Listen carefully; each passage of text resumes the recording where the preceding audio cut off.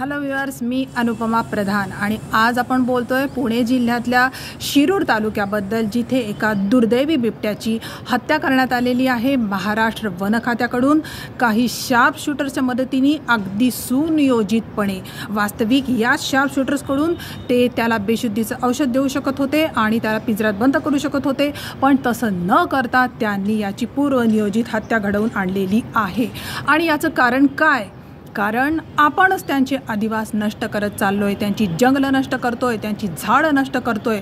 पुणे जिल्हा हा वास्तविक शिवाजी महाराजांच्या रायगड आणि प्रतापगड सारख्या ऐतिहासिक किल्ल्यांचा साक्ष असलेला, आणि तिथे होती दाट वनराई, जंगलं, झाडं, आणि आज तो परिसर पूर्णपणे उद्ध्वस्त केला गेलेला आहे, बकाल केलेला आहे। जिथे तिथे मानवी वसाहती, मॉल्स, रस्ते, कारखाने या सगळ्यामध्ये आपण त्यांचे आदिवास नष्ट करून टाकलेले आहेत आणि त्यांना भाग पाडलेला आहे। अन्न पाण्याच्या साठी भटकंती करण्यासाठी ते येत आहेत रस्त्यावर, महामार्गावर, तिथे वाहनांच्या धडकेत मरत आहेत, कधी रेल्वेच्या धडकेत मरत आहेत, आणि हा सगळा तमाशा आपण मूकपणे त्यावेळेला बघत असतो।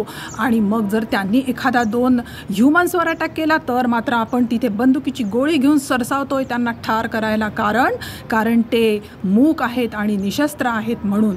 पण ही महाराष्ट्रात वन खात्याने केलेली अत्यंत निगृण कृती आहे आणि हेच ते दर्शवत आहेत की त्यांचं वन खातं हे पूर्णपणे निष्क्रिय आणि कुचकामी झालेलं आहे। आणि जर असं असेल तर त्यांनी पूर्णपणे तिथे कुलूप ठोकावं आणि हे जे RFO, PCCF अशा सगळ्या व्हॉट नॉट पदांसाठी जे फुकट पगार चाललेले आहेत ते वाचतील आणि ते आपण या प्राण्यांच्या संवर्धनासाठी, संरक्षणासाठी कामाला लावू शकू।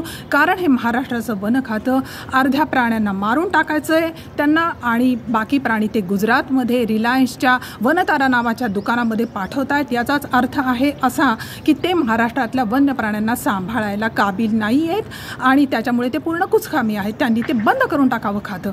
आणि अवनी वाघिणीनंतर महाराष्ट्रात ही अशा तऱ्हेने पूर्वनियोजितपणे झालेली वन्य प्राण्याची दुसरी हत्या आहे। आणि आपण आज एवढीच अपेक्षा करू शकतो की असं लाजिरवाणं कृत्य, अशा तऱ्हेने वन्य प्राण्याला सुनियोजितपणे मारण्याचं कृत्य महाराष्ट्र सरकार आणि महाराष्ट्र वन खात्याकडून पुन्हा होणार नाही, एवढीच अपेक्षा आपण आज करू शकतोय।